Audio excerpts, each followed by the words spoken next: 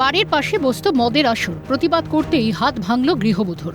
নিত্যদিন বাড়ির পাশে মাচা তৈরি করে মদসহ অন্যান্য নেশার আসর বসাতো প্রতিবেশী আব্দুল শামীম তার দলবল। অকথ্য ভাষা গালাগালি থেকে শুরু করে কটূক্তি করা হতো পথচারী মহিলাদেরকেও।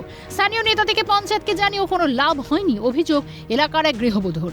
সেই আগে জায়গা দখল করার অজুহাতে সাত সকালে গৃহবধূ এবং তার পরিবারের উপর চড়া হয় অভিযুক্ত আব্দুল শামীম এবং তার বাবা আব্দুল শহীদ সহ বেশ কয়েকজন। গৃহবধূর স্বামীকে বেধড়ক মারধর করা হয়, স্বামীকে বাঁচাতে গেলে তার উপর চড়া হয়, ভেঙে দেওয়া হয় গৃহবধূর হাত। এবার এখন বলছে যে আমাদের তোদের জায়গার মধ্যে আমাদের জায়গা ঢুকে আছে। আমাদের রাস্তা 2-3 বছর আগে হয়ে গেছে, এটা দিয়ে আমরা বেরোই আর করি, আবার কেটে এখন বলছে। কালকে এবার আমার স্বামী বলতে গেছে বলে আমার স্বামীকে ধরে মারধর করতে এসছে। ছেলেটাকে বারণ করছি, ধরছি যে এই তো আমার স্বামীকে টেনে নিয়ে যাচ্ছি, ও কি করছে মেরে আমাকে শুয়ে দিয়েছে। ওই আব্দুল শহীদ এসে মারতে লেগে গেছে, বাঁশ দিয়ে আমার পিঠে হাতে মেরে এরকম করে হাত ভেঙে দিয়েছে। কালকে স্যার হয়েছে বলতে এখানে মাছের মধ্যে দিনের পর দিন নেশা করতো। এই বারণ করার জন্য 3 বছর ধরে আমাদের উপর টর্চার করছে। আমি মাথায় দুটো ঝান্ডা লাগিয়েছি, দেখুন শিবের, তার জন্য আমাকে বলেছে ঝান্ডা এখান থেকে খুলে ফেল। মদ খেতল এখানে মদ খেতল এখানে আমি অনেকবার যা আশা করছি, আমার জায়গাটা কিনেছি অনেক দিন হয়ে গেছে, যা আশা করছি দেখি যেন মদ খেতল আর খেতল, নিশাবাম করতল, গাঁজা খেতল, আর এদিকে কোনো মেয়ে ছেলেরা নামতে পারে না, কোথাও মেরে দেবে। আর এমন করে বাজে বাজে ভাষা বলবে, এইখানে আমি যা আশা করে দেখেছি তো আমি নিজে চোখে দেখি। দিনের পর দিন এখানে নেশা হচ্ছে, আপনারা থানায় বা প্রশাসনকে সবাইকে বলেছে। এর আগেও গর্ভবতী অবস্থায় গৃহবধূর ওপর চড়া হয়, অভিযোগ ওঠে আব্দুল শামীমের পরিবারের বিরুদ্ধে। আমি যখন প্রেগনেন্ট ছিলাম 5 মাসের, আমার বাচ্চাটা পেটে ছিল, তখন আমাকে তেড়ে মারতে এসেছিল রাত্রের বেলা।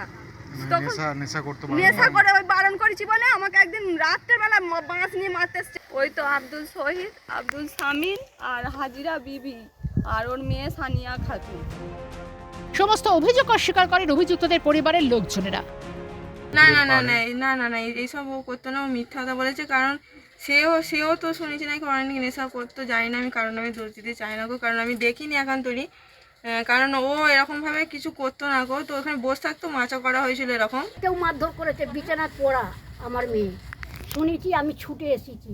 মেয়েকে বিয়ে দিলে আমার জামাইয়ের নাম শহীদ বললো বউটা, আমার শহীদের দোষ থাকে না, কোথাও থাকে না। অন্যায় করলে দল তার পাশে থাকবে না, সাফ জানিয়ে দেন তৃণমূলের অঞ্চল সভাপতি। ছোট আমাকে জানায়নি। আচ্ছা, যদি কেউ বলে থাকে ওরা মিথ্যা কথা বলেছে, আমাকে সৈয়দরা কেউ, ওই ছোটনদা আমাকে কেউ জানায়নি। যদি কেউ এরকম বেআইনিভাবে কাজ করে, অন্যায় কাজ করে, তার রাস্তা সে দেখবে, তার জন্য দল থাকবে না। তৃণমূলকে কটাক্ষ করেন আরামবাগ সাংগঠনিক জেলার বিজেপি সভাপতি। প্রথম হচ্ছে ভোটের রাজনীতি, দ্বিতীয় হচ্ছে এগুলো বিক্রি করে একটা বিশাল সংখ্যক পয়সা তৃণমূল কংগ্রেসের নেতাদের পকেটে ঢোকে, তাই এই ব্যবসা করছে। এবং পুলিশের সঙ্গে পুলিশ পুরো উদাসীন আছে, পুরো সিস্টেমটাকে জেনেও তারা কোনো ব্যবস্থা নিচ্ছে না। পুলিশের একাংশ এর সঙ্গে জড়িত আছে। ঘটনায় 4 জনের নামে এফআইআর করা হয়েছে, একজনকে গ্রেপ্তারও করেছে পুলিশ। হুগলি থেকে সুভাষ মজুমদারের রিপোর্ট, ক্যালকাটা নিউজ।